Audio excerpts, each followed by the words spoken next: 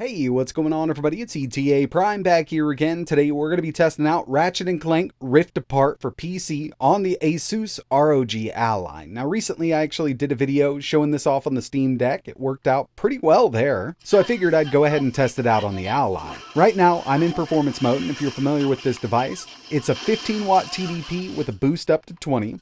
And that boost won't last forever. It's actually set up to run for 2 minutes and then it'll drop back off to 15 watts, so we will lose some performance here. Now, tweaking and tuning the Ally is one of my favorite things to do, and throughout my testing with this unit, I found that 18 watts is a really nice sweet spot for, performance and battery life. But as you can see, when this thing is boosting up to 20, we're actually getting an average of around 51 FPS. Once it drops down to 15, that average drops to around 45 FPS, which still isn't bad. We actually could set the frame rate to 45 if we wanted to and have a good time with it at 15 watts, but I know there's a lot more that we can get out of this device. And I wanted to come to this area here because there's a lot going on. Indoors, this will go up to around 80 FPS at 20 watts, but it's not going to stay there all the time, as you can see. So overall, in handheld mode on battery, Ratchet and Clank Rift Apart actually runs really decently on the ROG Ally.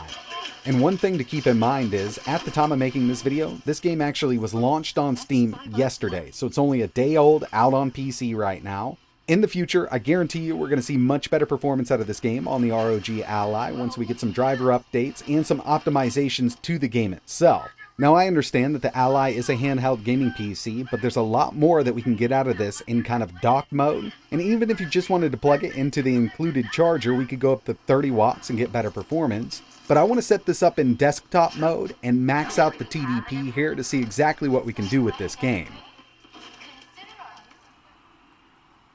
Okay, so I've got it set up in dock mode, and we've got the TDP maxed out up to around 53 watts. And yeah, that's definitely high for running on battery, but we don't have to worry about that right now. And the cool thing is, I'm actually at 1080p, resolution scale is set to performance, and we're at low. Now, I'm not using FSR, I use the built-in IGTI. I've just had much better luck with it. And with it set up like this, I'm getting an average of 57 FPS. Not too bad, but we are under 60. Now there's a chance if we took that resolution scale, the IGTI, to ultra performance at 1080p, we could lock this down at 60. Or we could just take the resolution down to 720p. And at 720p, we can get an average of 67 FPS out of this game at 43 watts on the ROG Ally. Of course, you don't want to run it like this on battery. You really can't even go up to 43 on battery. But when you're plugged in, or dock mode, desktop mode, whatever you want to call it, this game is very, very playable. And I still think it looks great at 720p. Now, it would be nice to be able to run this at high settings, 1080 on a handheld, but unfortunately that's not where we're at right now. And again, I do want to mention it, this game only came out 1 day ago as of making this video, so more optimizations and driver updates are definitely on the way to help with performance. With all of the Insomniac games that have been ported over to PC recently, like Spider-Man Miles Morales, Spider-Man Remastered, when they first released, they didn't perform great the first day they came out. But after a few weeks, we started seeing much better performance out of them. So yeah, I'd say for what we have here, Ratchet and Clank Rift Apart runs great on the ROG Ally, whether you're in handheld mode or dock mode.